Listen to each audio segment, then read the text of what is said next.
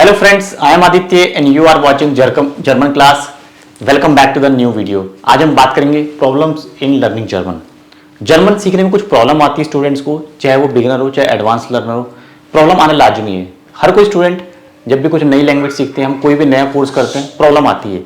किस तरह की डिफिकल्टीज आती है, क्या प्रॉब्लम है, मेन प्रॉब्लम क्या है, कॉमन एरिया क्या है जहाँ पे प्रॉब्लम फेस करते हो आप, उनका सोल्यूशन भी देखेंगे। खाली प्रॉब्लम नहीं, सॉल्यूशन भी देखेंगे एक एक करके, किस तरह की प्रॉब्लम सब स्टूडेंट्स फेस कर रहे हैं जब वो जर्मन सीखते हैं। तो एक कॉमन प्रॉब्लम है जो मैंने एक्सपीरियंस करी है अपने स्टूडेंट्स के साथ, तो डेफिनेटली आपके साथ भी यही प्रॉब्लम हो सकती है। अगर ये प्रॉब्लम नहीं है, कोई और है, तो आप कमेंट में बताओगे मुझे, उस पर फिर एक नया वीडियो मैं बनाऊंगा और आपको रिप्लाई करूंगा। तो कॉमन प्रॉब्लम्स क्या है और उनको कैसे हमें सॉर्ट आउट करना है ताकि हम अपना लर्निंग का जो प्रोसेस है बहुत स्मूथली आगे तक ले जाएं और हम आगे लर्निंग प्रोसेस को बढ़ाते बढ़ाते अपना टारगेट अचीव करेंगे, है ना। हमारा टारगेट है जर्मन सीखना और अच्छी जॉब लेना इंडिया में, इंडिया के बाहर, जो भी आपका टारगेट है। तो सबसे बड़ी प्रॉब्लम आती है सबसे पहले ग्रामर की। इसमें तो कोई डाउट नहीं कि जर्मन ग्रामर कॉम्प्लेक्स है और ये इसके लिए बहुत पॉपुलर है। कॉम्प्लेक्स स्ट्रक्चर है जर्मन ग्रामर का।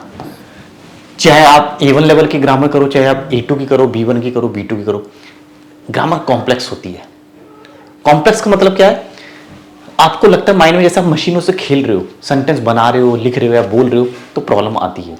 कॉम्प्लेक्स ग्रामर को सॉर्ट आउट करने का तरीका क्या होता है? हमेशा सिंपल सेंटेंस फ्रेम करने हैं आपको क्या करना है? सिंपल सेंटेंसेस फ्रेम करने।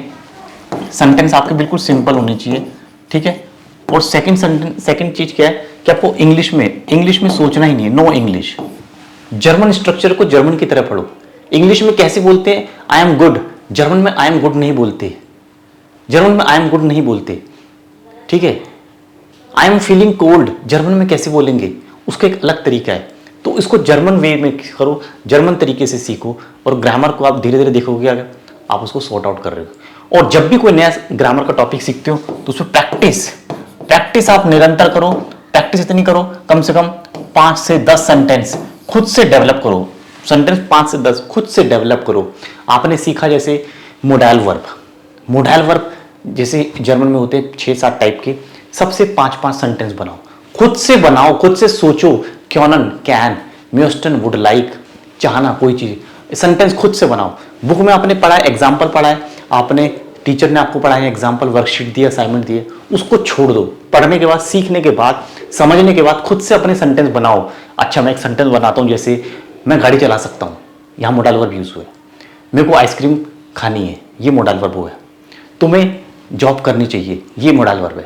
पहले तो मोडाल वर्ब को समझो कि मोडाल वर्ब होता क्या है, कहाँ इसको यूज करते हैं, कौन से ऐसे कीवर्ड है जो मोडाल वर्ब की पहचान बताते हैं।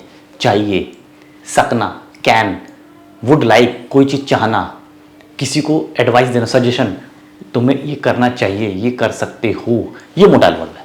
तो उसको ब्रेक करो, ब्रेक डाउन कर करके उसको समझो और अपने वर्ड्स में अपने सेंटेंसेस जनरेट करो, प्योर फुल सेंटेंसेस अपने हर एक टॉपिक की। मैंने मोडाल वर्ब का एग्जांपल दिया है, चाहे रिलेटिव्स आर्ट्स हो, चाहे पार्टिसिप परफेक्ट हो, चाहे प्लस कुम परफेक्ट हो, चाहे कनेक्टिव स्वाय हो, कोई भी सेंटेंस उसका मतलब समझो रूट में जाके कि उसका मतलब क्या है, इस टॉपिक का मीनिंग क्या है, क्या हमें बताया चाह रहा है, इस टॉपिक में किस तरह के सेंटेंस फ्रेम हो रहे हैं, उसको समझो, फिर उसको खुद से बनाओ, ठीक है।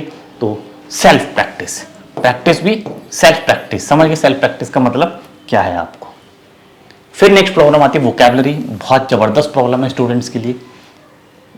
बड़े बड़े वर्ड्स, नए नए वर्ड्स, हर सेंटेंस के, हर टॉपिक के रिलेटेड वर्ड्स, कॉन्वर्सेशन के लिए अलग वर्ड्स, राइटिंग का एग्जाम दे रहे हो तो उसमें अलग वर्ड्स चाहिए, बोलने में अलग चाहिए, हर टॉपिक के लिए अलग वर्ड्स चाहिए। कैसे करें? शुरुआत करोगे आप ही अपनी क्लास से, first class onwards. First class से जो भी आपकी पहली क्लास स्टार्ट हो रही है जर्मन की, वहाँ से अपनी एक लिस्ट बनाओगे, एक सेपरेट लिस्ट बनाओगे, ठीक है। इंग्लिश और जर्मन ऐसे अपनी वोकैब की लिस्ट बनाओगे और यहाँ पे अपने वोकैब बढ़ाते चले जाओगे। जब भी क्लास करोगे अपनी वर्ड्स, अपने नोट्स बनाते रहोगे। दूसरा, आपके जो असाइनमेंट्स होते हैं, जो भी आपको प्रैक्टिस असाइनमेंट दी जाती है क्लास में, किसी भी इंस्टीट्यूट में आप पढ़ रहे हो, कहीं भी आप पढ़ रहे हो, सेल्फ स्टडी कर रहे हो, तो भी अगर आपका प्रैक्टिस असाइनमेंट है, हर एक असाइनमेंट के करने के बाद उसमें डिफिकल्ट वर्ड को अंडरलाइन करोगे, ठीक है। डिफिकल्ट वर्ड को अंडरलाइन करोगे, ठीक है, और उनको फिर यहाँ पे नोट डाउन करोगे लिस्ट में। यहाँ से आपकी वोकैब शुरू होगी। क्यों? असाइनमेंट में आपको कॉन्टेक्स्ट आपको पता है कि ये वर्ड अच्छा ऐसे यूज हुआ है। एक वर्ड है जैसे इमर, ऑलवेज, उसको कैसे यूज करना है, उसका सेंटेंस पढ़ो, एक नहीं, दो नहीं, 4, 5, 10 पढ़ो, पढ़ा, समझ आया, वैसे तो वो अपने आप ही याद हो जाएगा अगर आपने पढ़ लिया उसको 10 बार, नोट करा। फिर जैसे मैंने बताया सेल्फ प्रैक्टिस, खुद से उससे सेंटेंस बनाओ, उस वर्ड को, इमर को यूज करके, एटवास को यूज करके खुद से अपने 5 सेंटेंस बनाओ, 5 से 10 सेंटेंस बनाओ। इससे आपकी वोकैबुलरी नेक्स्ट लेवल पे जाएगी। ये आपको छोटी छोटी चीजें मैं बता रहा हूँ, बहुत काम की चीजें हैं। आपको लग रहा होगा बहुत जनरल बातें, लेकिन बहुत इफेक्टिव हैं। ये इफेक्टिव चीजें बता रहा हूँ मैं, जो स्टूडेंट्स एकदम स्टूडेंट्स के लिए अप्रोच में, कंट्रोल में चीजें, बस आपको पढ़ना है और ऐसे करना है। मैं आपको प्लानिंग बता रहा हूँ कैसे करना है। और तीसरा, मेरी अपनी प्लेलिस्ट बनी हुई चैनल पे, जाके वो देख लो, बस वो तो रामबाण है। उसमें मैंने एग्जाम्पल्स के सेंटेंसेस भी दिए, वर्ड नहीं समझाया, मैंने आपको सेंटेंसेस बताए कि इस वर्ड को कैसे सेंटेंस में यूज करना है, ये मैंने आपको सिखाया। तो प्लेलिस्ट देखो, रोज एक प्लेलिस्ट देखो, ठीक है। Watch one playlist every day, एक प्लेलिस्ट रोज देखो और 15 दिन में अपनी वोकैब देख लेना, नेक्स्ट लेवल पे आएगी। ये मैं आपको बता रहा हूँ, ऐसा स्टूडेंट्स ने किया है, उनको रिजल्ट मिला है ऐसा। कितने सारे आप प्लेलिस्ट वाली वीडियोस के कमेंट पढ़ लो, खुद से आपको पता चल जाएगा, उसका रिव्यू देख लो, फीडबैक देख लो, स्टूडेंट्स ने क्या लिखा है उन वीडियोस को पढ़ने के बाद। कुछ खराब कमेंट बिल्कुल होंगे, है ना, हर किसी की एक्सपेक्टेशंस पूरी नहीं कर सकते हम, हर किसी की डिमांड पूरी नहीं हो सकती है, लेकिन उसको पढ़ने के बाद आपको आइडिया मिलेगा कि इस प्लेलिस्ट को पढ़ने के बाद, इसको देखने के बाद मेरा टाइम वेस्ट तो नहीं होगा, मैं अपना टाइम खराब तो नहीं कर रहा हूँ। ये आपको पता चल जाएगा कि आप सही जगह पे आए हो, और ये आपको काफ़ी अच्छी वोकैबुलरी सिखा देगी। स्पीकिंग की भी प्रॉब्लम है। अब स्पीकिंग की प्रॉब्लम क्या होती है, या तो आपके पास वर्ड नहीं है, नो वर्ड्स, ठीक है, तो इसका समाधान क्या है, वोकैब। अगर आपके पास वोकैब होगी तो आपकी ये वाली प्रॉब्लम सॉर्ट आउट होगी। तो आपको अच्छी वोकैबुलरी चाहिए बोलने के लिए, ठीक है। दूसरा, स्पीकिंग में क्या होता है, एक माहौल नहीं होता, एक एम्बियंस, माहौल, एनवायरनमेंट नहीं मिलता।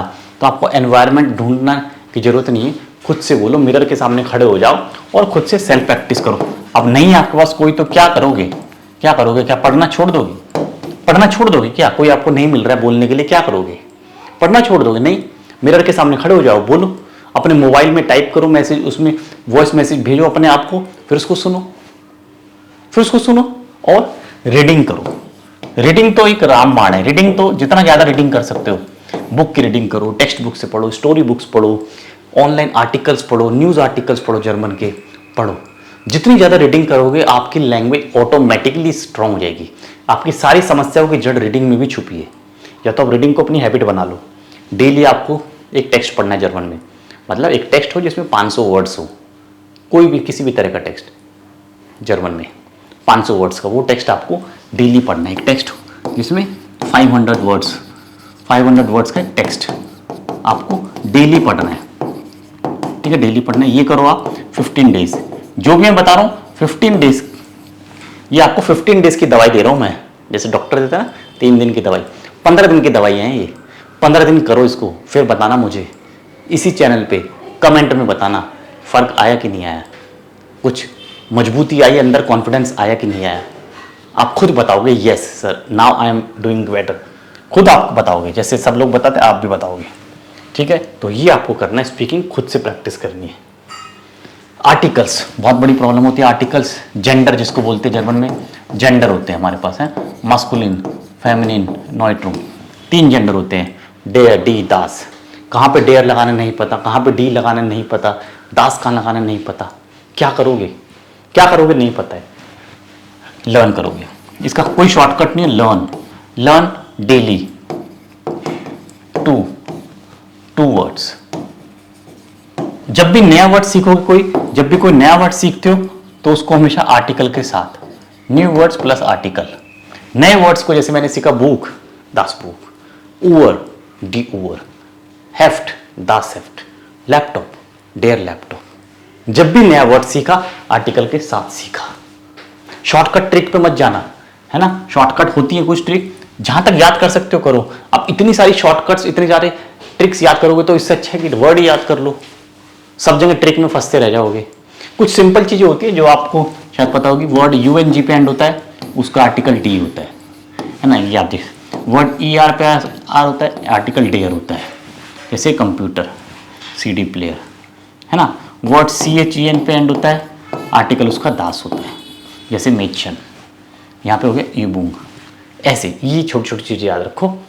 ये इतने सरल नियम है, ऐसे सरल नियम याद रख सकते हो। बहुत सारे नियम में फंस जाना अच्छी बात नहीं है कि आपने सारे नियम, सारे रूल सारे ट्रिक्स आपने रट लिए, क्या करोगे? सारी ट्रिक्स रट लोगे तो क्या करोगे? वो नहीं करना, ठीक है। केस, ये भी एक प्रॉब्लम है। नोमिनेटिव केस क्या होता है, अकुजाटिव केस क्या होता है, डाटिव क्या होता है, इसमें फंस जाते हो, इसमें फंसे रह जाते हो। इसमें फंसने की जरूरत नहीं है, फंसने की जरूरत है ही नहीं, धीरे धीरे करोगे इसको। कॉम्प्लिकेटेड है, डिफिकल्ट होते हैं, A1 लेवल का स्टूडेंट हो उसके लिए भी होते हैं, चाहे वो B2 लेवल का हो उसके लिए भी होते हैं, और C1 लेवल का उसके लिए भी होते हैं। ये कॉमन प्रॉब्लम है। कैसे दूर होगी? धीरे धीरे दूर होगी, घबराने की जरूरत नहीं है। यदि आप बिगिनर हो, A1 में हो तो घबरा जाओगे, ये क्या हो गया अकुजाटिव केस, ये आर्टिकल डेयर था अभी, ये डेन कैसे हो गया, फिर ये डैम कैसे हो गया, यहीं पे घबरा जाओगे। घबराने की जरूरत ही नहीं है, पढ़ते रहो लगातार। आर्टिकल्स कई चीज़ों पर डिपेंड करते हैं, इन कॉन्सेप्ट को समझोगे अपने। कॉन्सेप्ट की क्लैरिटी, यहाँ पे कॉन्सेप्ट की क्लैरिटी, कॉन्सेप्ट क्लियर होना चाहिए आपके। जैसे कि मैंने बताया अभी, ये जो केस है किस चीज़ों पर डिपेंड करते हैं? एक तो आपके वर्ब्स पे डिपेंड करते हैं, बहुत सारी वर्ब्स होती हैं, ठीक है। प्रेपोजिशंस पे डिपेंड करते हैं, ठीक है। प्रेपोजिशंस होती हैं, कुछ अकुजाटिव प्रेपोजिशंस होती हैं, कुछ डाटिव प्रेपोजिशंस होती हैं, कुछ वर्ब्स होती हैं जो अकुजाटिव होती हैं, कुछ वर्ब्स होती हैं जो डाटिव होती हैं।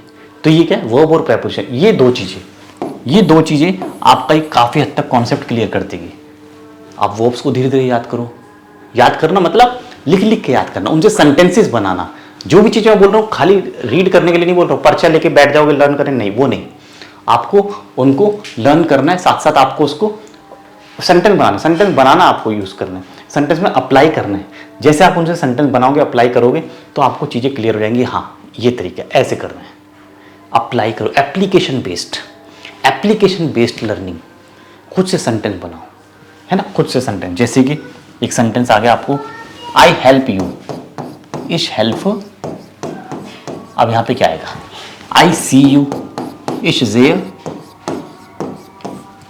अब देखो दो सेंटेंस लिखे, I help you, I see you. यहां पे आ तो रहा है यू, आप बोलोगे ये तो यू है, बट ये क्या है, ये तो अंग्रेजी है, हम जर्मन सीख रहे हैं। क्या लिखेंगे जर्मन में, इस हेल्प डियर और इस देयर डिश। अब यहीं पे आपका डाउट होगा कि सर ये डियर कैसे हो गया, ये डिश कैसे हो गया, ये क्या हो गया। यस, ये जर्मन है। अब मैंने कैसे याद किया, नो मैं बता देता हूं आपको। मैंने ऐसे याद किया कि जेन जो वर्ब है वो आकुजाटिव होती है, इसलिए यहां पे आकुजाटिव डिश आ गया। हेल्फन जो वर्ब है वो डाटिव होती है, ठीक है, इसलिए यहां पे डाटिव आ गया डियर। ये मैंने ऐसे छोटा सा याद किया बस, तो इसको बोलते हैं वर्ब से। अब मैं आई सी, मैं लिखूंगा he see me, we see him, she see him, I see her, he sees her, we see them. मैं इस पे 5 से 10 सेंटेंस बना लूंगा, इस वर्ब से मैं 5 से 10 सेंटेंस बनाता चला जाऊंगा।